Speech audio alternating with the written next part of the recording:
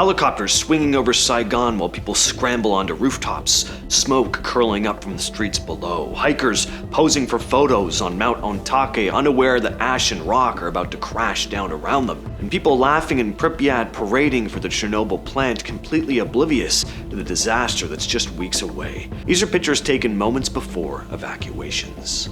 This photo was taken during the final hours before Saigon fell, when the city was basically collapsing in real time. By April 29, 1975, North Vietnamese troops were closing in, and the streets were full of people who knew this was their last chance to escape. Operation Frequent Wind had just started, and helicopters were coming in to lift out Americans and South Vietnamese allies as fast as they could. You had smoke rising from parts of the city and crowds forming anywhere a helicopter might land. Hubert van Es, a Dutch photographer working for news agency United Press International, had spent the whole morning moving around the city trying to keep up with what was happening. He got back to the UPI office in the Peninsula Hotel that developed the film. Someone shouted for him to look outside. 4 blocks away, you could see people rushing up a narrow rooftop staircase toward a helicopter that barely had space to land. I grabbed my camera and the longest lens left in the office. It was only 300 millimeters, but it would have to do, he wrote later. He snapped around 10 shots as people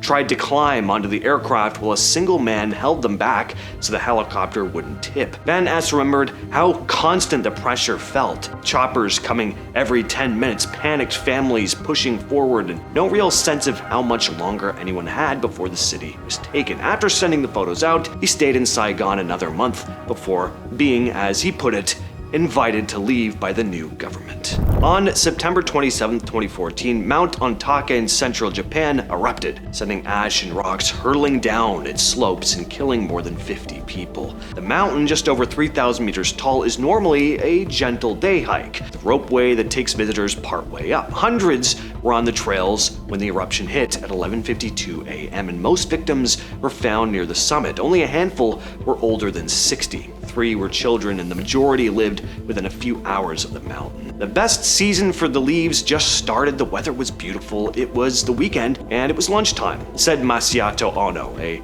Nagano tourism official. Some of the last moments of the victims' lives were preserved in photographs. Hideyomi Takashi, who was 41 at the time, was part of a group of 9 office colleagues, only 3 of whom survived. At his funeral, a friend showed photos from Takashi's iPhone, a cotton candy-like cloud floating by the mountain, the shrine gate at the summit, and finally, Takashi giving a thumbs up next to the Mount Ontake summit sign. Maybe he saw signs of the eruption, the friend said.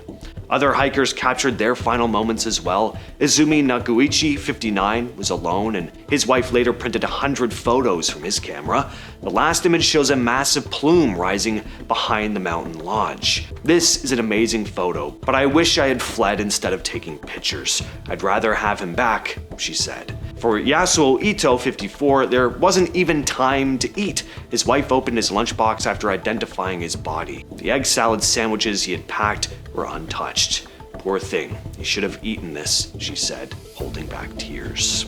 On May 17, 1980, geologist Carolyn Dreger stood beneath Mount St. Helens, looking up at this massive bulge on its north face. It was almost a vertical slab, swollen like a wound, she recalled. She could feel the tension in the air. Something was building, but no one could imagine the full scale of what was about to come.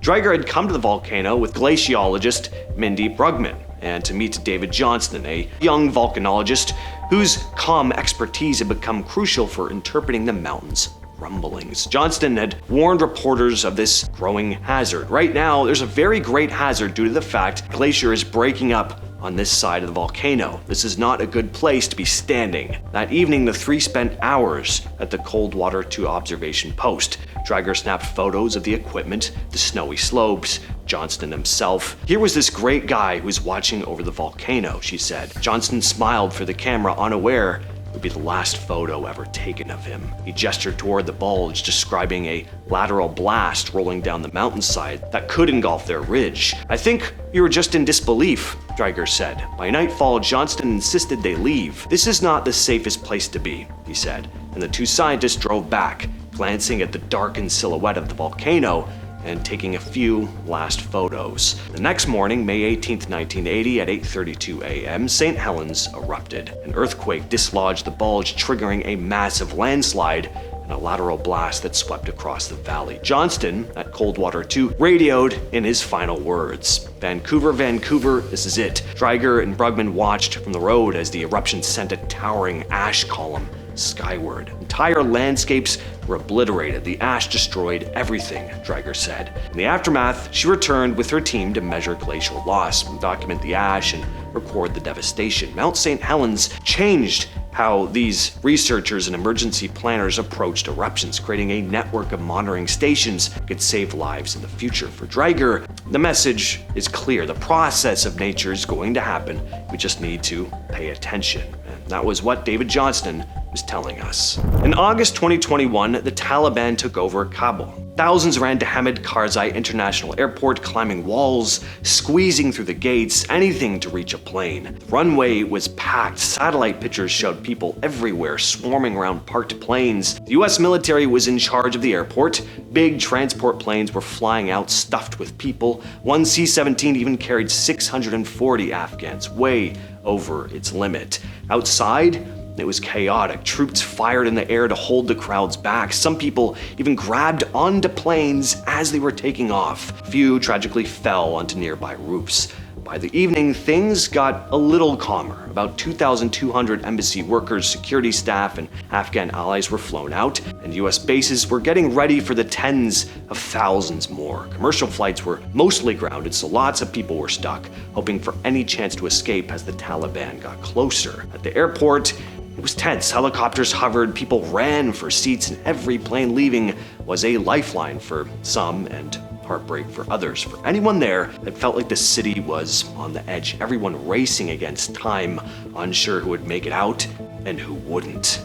One of the most disturbing sports disasters happened at Hillsborough Stadium in Sheffield, England, during an FA Cup semi-final between Liverpool and Nottingham Forest on April 15th, 1989. This has got to be one of my worst nightmares. So Nottingham Forest fans got the larger south and east section of the stadium with 60 turnstiles, beating almost 30,000 people. Liverpool supporters were sent to the Leppings Lane end, which had only 23 turnstiles for more than 24,000 fans. Because of that setup, and because extra turnstiles that could have relieved pressure weren't being used, almost all Liverpool fans were forced through this one narrow approach. And by around 2:30 to 2:40 p.m., thousands of people were stuck outside the turnstiles trying to get in before the 3 p.m. kickoff. There were delays from traffic. One of the usual supporter trains wasn't available that year, and a lot of fans just arrived later than expected. All of that added up to this huge bottlenecking, where there was nowhere for the crowd to spread out. Police were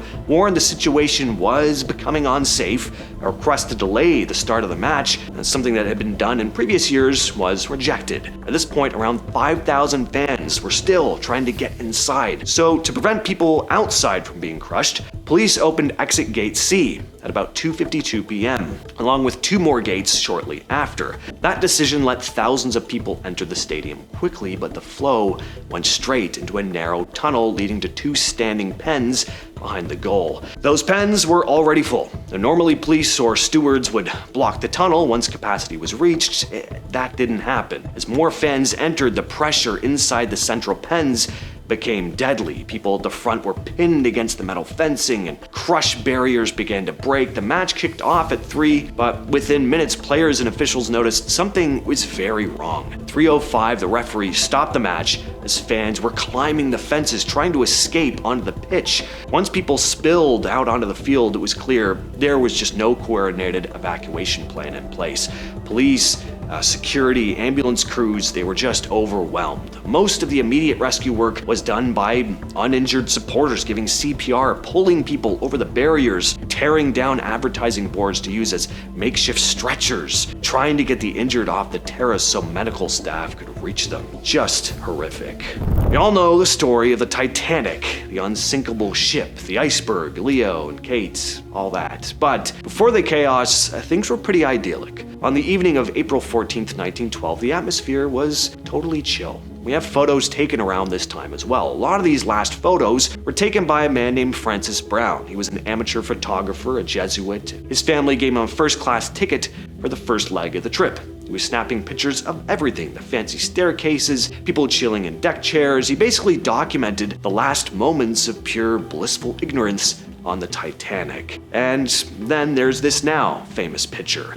This is Robert Douglas Spedden playing on deck with a spinning top. Pure, perfect innocence captured on camera. This was snapped just before Brown got off the ship in Ireland. Hours later, the ship hits the iceberg. Luckily, the kid survived the accident. He slept through most of the chaos as well, actually woke up the next day in a lifeboat.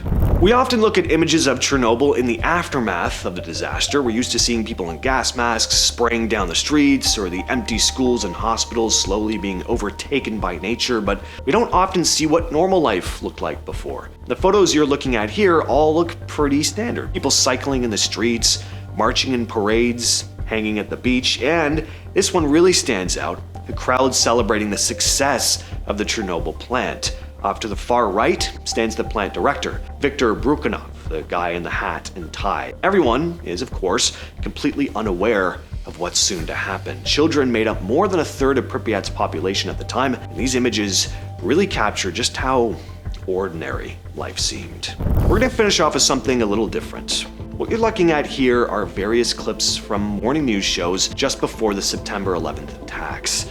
That morning, the headlines were the usual stuff: weather, stock updates. It was this lazy, average kind of morning. I'll try not to get too overly dramatic here, but I feel a certain way watching these snippets of TV. It feels like these last moments of relative innocence, moments before everything changed. Yeah, it was 2001, but in a lot of ways, it felt like the 90s were still there, the spirit of them anyway. A weird sense of safety, a kind of pop culture vibe, a feeling that the world was more hopeful, more predictable. Maybe that's just my childhood nostalgia talking. I was 7 at the time, so watching these chill news footage clips before things got totally flipped upside down, it just reminds me of a time when the world seemed less scary to me. A time where the scariest thing I could imagine attacking a city were the aliens from Mars attacks. But I'm not the only one to have said this, because just hours later, images of those twin towers falling to the ground were all you were seeing on TV, and it was like that for a while. The rules around travel completely changed, people got more paranoid, and the fear-mongering. Oh boy, I remember a cop coming to our school and telling us that an attack on Toronto was not just, it wasn't just if it's gonna happen, it's when. Yeah, spoken to a group of 7 and 8-year-olds. Yeah, the world felt like a different place now. It's never quite been the same. All that said though, I've been your host, and I'll catch you, yes you specifically, in the next video.